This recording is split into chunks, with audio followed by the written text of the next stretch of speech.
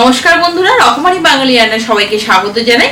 আজকে আমি আপনাদের সাথে শেয়ার করছি ট্যাংরা মাছের একটি খুব টেস্টি রেসিপি, যেটা সঙ্গে থাকলে বাড়িতে বাচ্চা থেকে বড় সকলেই খুব ভালোবাসবে খেতে। তো আসুন বন্ধুরা, দেখে নিই এই রেসিপিটা। ট্যাংরা মাছের রেসিপিটা করতে আমি প্রথমে নিয়ে নিচ্ছি 5টা মিডিয়াম সাইজের ট্যাংরা মাছ। তার মধ্যে একটু নুন হলুদ দিয়ে আমি ভালো করে মেখে নিচ্ছি।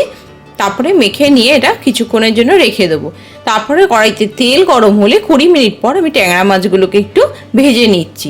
আমি খুব বেশি মাছ ভাজা পছন্দ করি না, তাই এটা একটু আমি হালকা করেই ভেজে নেব।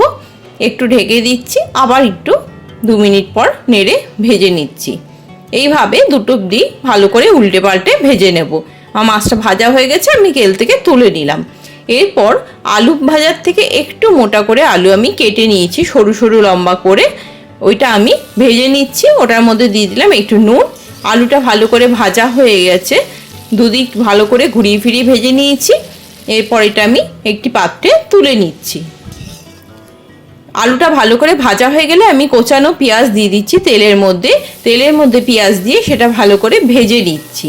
এরপর ভাজা হয়ে গেলে এরপর বিভিন্ন রকম মশলা যেগুলো আমার দরকার সেটা দিয়ে দেবো।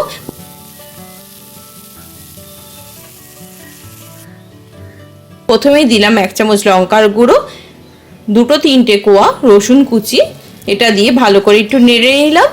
এরপরে দিয়ে দিচ্ছি 1 চামচ নুন, ধনে গুঁড়ো 1 চামচ, জিরে গুঁড়ো 1 চামচ। এগুলো দিয়ে খুব ভালো করে নেড়ে নিচ্ছি। এরপর দিয়ে দিচ্ছি কোচানো টমেটো একটা।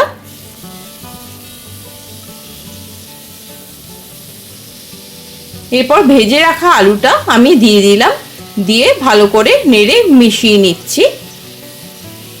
এর মধ্যে দিয়ে দিলাম 1 কাপ পরিমাণ জল। জলটা দিয়ে ভালো করে নেড়ে নিলাম। এরপর কিছুক্ষণের জন্য ঢেকে রাখবো, যাতে মশলাটা ভালো করে কষে আসে এবং আলুটাও সেদ্ধ হয়ে যায়। 5 মিনিট পর ঢাকা খুলে আলুটাও সেদ্ধ হয়ে গেছে এবং মশলার জলটাও শুকিয়ে এসছে। এরপর নেড়ে আমি ভালো করে নেড়ে নিচ্ছি, যাতে তেলটা বেরিয়ে আসে। মশলা থেকে যখন তেলটা বেরিয়ে আসবে তখন আমি এতে দিয়ে দিলাম আরও 1 কাপ জল। এতে কিন্তু খুব বেশি জল দেব না, 1 কাপ পরিমাণ জল দিলেই হবে। এরপর দিয়ে দিলাম চিড়ে রাখা কাঁচা লঙ্কা 2টো। লঙ্কা দিয়ে একটু নেড়ে নিলাম। ফুটে আসলে এর মধ্যে দিয়ে রাখলাম ভেজে রাখা ট্যাংরা মাছগুলো। মাছ দিয়ে একটু ডুবিয়ে দিলাম। তারপরে আবার 5 মিনিটের জন্য ঢাকা দিয়ে দিলাম। 5 মিনিট পর ঢাকা খুলে দিয়ে দিচ্ছি ভাজা মশলার গুঁড়ো।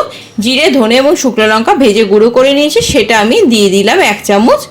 আর দিয়ে দিলাম একটা কাঁচা লঙ্কা। এরপর আমি গ্যাসটা নিভিয়ে দিলাম। তো তৈরি হয়ে গেছে ট্যাংরা মাছের ঝাল, যেটা খুবই টেস্টি। এটা থাকলে পাতে আর কোনো পদ না হলেও চলবে।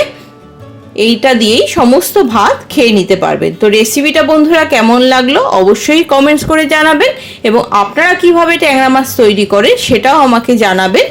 আর রেসিপিটা ভালো লাগলে লাইক শেয়ার এবং সাবস্ক্রাইব করে নেওয়ার অনুরোধ রইল। আরও নতুন নতুন ভিডিও দেখতে চোখ রাখুন রকমারি বাঙালি রান্নায়। সুস্থ থাকুন, ভালো থাকুন, রকমারি বাঙালি রান্নার সাথে অবশ্যই থাকুন। আবার চলে আসবো কোনো নতুন রেসিপি নিয়ে নতুন কোনো ভিডিওতে। নমস্কার।